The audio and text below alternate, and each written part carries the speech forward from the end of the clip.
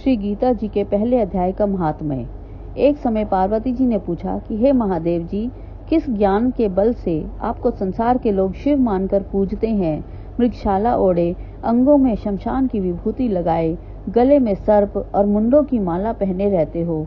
इनमें तो कोई भी पवित्र नहीं है, फिर आप किस ज्ञान से पवित्र हो? आप कृपा करके कहो। श्री महादेव जी ने कहा, हे प्रिय, सुनो, गीता के ज्ञान को हृदय में धारण करने से मैं पवित्र हूँ और उस ज्ञान से मुझे बाहर के कर्म नहीं व्यापते हैं। तब पार्वती ने कहा, हे भगवान, जिस गीता ज्ञान की आप स्तुति करते हैं उसके श्रवण करने से कोई कृतार्थ भी हुआ है? तब श्री महादेव जी ने कहा, इस ज्ञान को सुनकर बहुत जीव कृतार्थ हुए और आगे भी होंगे। मैं तुमसे एक पुरातन कथा कहता हूँ, तुम इसे श्रवण करो। एक समय पाताल लोक में शेषनाग की शैया पर श्री नारायण जी आंखें मूंदकर अपने आनंद में मग्न थे।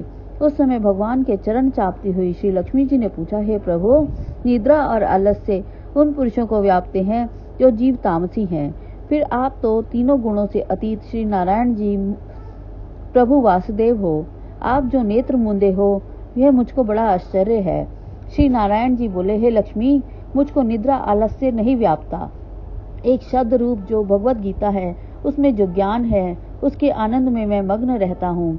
जैसे 24 अवतार मेरे आकार रूप हैं, वैसे यह गीता मेरा शब्द रूप अवतार है।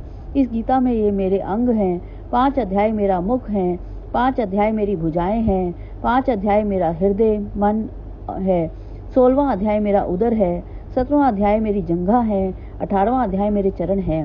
संपूर्ण गीता के जो श्लोक हैं वे मेरी नाड़ियां हैं और जो गीता के अक्षर हैं वे मेरे रोम हैं। ऐसा जो मेरा शब्द रूपी गीता ज्ञान है, उसी के अर्थ को मैं हृदय में विचारता हूँ और बहुत आनंद को प्राप्त होता हूँ। श्री लक्ष्मी जी बोली, हे श्री नारायण जी, जब श्री गीता जी का ज्ञान इतना है तो इसी को सुनकर कोई जीव कृतार्थ भी हुआ है? सो मुझसे कहो। तब श्री नारायण जी ने कहा, हे लक्ष्मी, गीता ज्ञान को सुनकर बहुत जीव कृतार्थ हुए हैं, सो तुम सुनो। श्रवण नामक शूद्र वर्ण का एक प्राणी था जो चांडालों के कर्म करता था और तेल लवण का व्यापार करता था। उसने बकरी पाली। एक दिन वह बकरी चराने को बाहर गया, वृक्षों के पत्ते तोड़ने लगा। वहां सर्प ने उसे डस लिया। तत्काल प्राण निकल गए। मरकर वह उसने बहुत नरक भोग फिर बैल का जन्म पाया। उस बैल को भिक्षुक ने मोल लिया। वह भिक्षुक उस पर चढ़कर सारा दिन भिक्षा मांगता था। जो कुछ भिक्षा मांगकर लाता वह अपने कुटुंब के साथ मिलकर खाता था। बैल सारी रात द्वार पर बंधा रहता, उसके खाने पीने की खबर भी न लेता। कुछ थोड़ा सा भूसा उसके आगे डाल देता। जब दिन चढ़े फिर बैल पर चढ़कर मांगता फिरे। कई दिन गुजरे तो वह बैल भूख के मारे गिर पड़ा, पर उसके प्राण नहीं छूटे। नगर के लोग उसे देखकर कोई तीर्थ का फल दे, कोई व्रत का फल दे, पर उस बैल के प्राण छूटे नहीं। एक दिन एक गणिका आई। उसने मनुष्यों से पूछा, यह भीड़ कैसी है? तो उन्होंने उससे कहा, इस बैल के प्राण जाते नहीं। हम लोग अनेक पुण्यों का फल दे रहे हैं तो भी इसकी मुक्ति नहीं होती। तब गणिका ने कहा, जो कर्म मैंने किया है उसका फल इस बैल के निमित्त दिया। इतना कहते ही बैल की मुक्ति हुई। तब बैल ने एक ब्राह्मण के घर जाकर जन्म लिया। पिता ने उसका नाम सुशर्मा रखा। जब वह बड़ा हुआ तो पिता ने उसको विद्या में दक्ष किया। तब भी उसको पिछले जन्म की सुध बनी रही थी। यह अति सुंदर हुआ। उसने एक दिन मन में विचार किया, जिस गणिका ने मुझे बैल की योनि से छुड़ाया है उसका दर्शन करूं। विप्र चलता चलता गणिका के घर गया और कहा कि तू मुझे पहचानती है? गणिका ने कहा, मैं नहीं पहचानती कि तू कौन है। मेरी तेरी क्या पहचान? तू विप्र, मैं वैश्या। तब विप्र ने कहा, मैं वही बैल हूँ जिसको तुमने अपना पुण्य दिया था। तब मैं बैल की योनि से छूटा था। अब मैंने विप्र के घर जन्म लिया है। तू अपना वह पुण्य बता।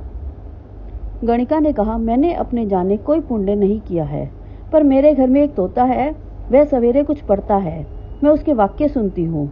उस पुण्य का फल मैंने तेरे निमित्त दिया था। तब विप्र ने तोते से पूछा कि तू सवेरे क्या पढ़ता है? तोते ने कहा, मैं पिछले जन्म में विप्र का पुत्र था। पिता ने मुझे गीता के पहले अध्याय का पाठ सिखाया था। एक दिन मैंने गुरुजी से कहा, मुझको गुरु ने क्या पढ़ाया है? तब गुरुजी ने मुझे श्राप दिया कि तू तोता हो जा। तब मैं तोता हुआ।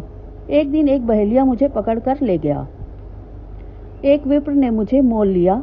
वह विप्र अपने पुत्र को गीता का पाठ सिखाता था। तब मैंने भी वह पाठ सीख लिया। एक दिन विप्र के घर चोर आए। उनको धन तो प्राप्त न हुआ, मेरा पिंजरा उठाकर ले गए। उन चोरों की यह गणिका मित्र है, मुझे इसके पास ले आए। सो मैं नित्य गीता जी के पहले अध्याय का पाठ करता हूँ। यह सुनती है, पर इस गणिका की समझ में नहीं आता जो मैं पढ़ता हूँ। वही पुण्य तेरे निमित्त दिया था। सो श्री गीता जी के पहले अध्याय का पाठ का फल है। तब विप्र ने कहा, हे तोते, तू भी विप्र है, मेरे आशीर्वाद से तेरा कल्याण हो। सो हे लक्ष्मी, इतना कहते ही तोते की मुक्ति हुई। गणिका ने भी भले कर्म ग्रहण किए, नित्य प्रति स्नान कर और गीता के प्रथम अध्याय का पाठ करने लगी। इससे उसकी भी मुक्ति हुई।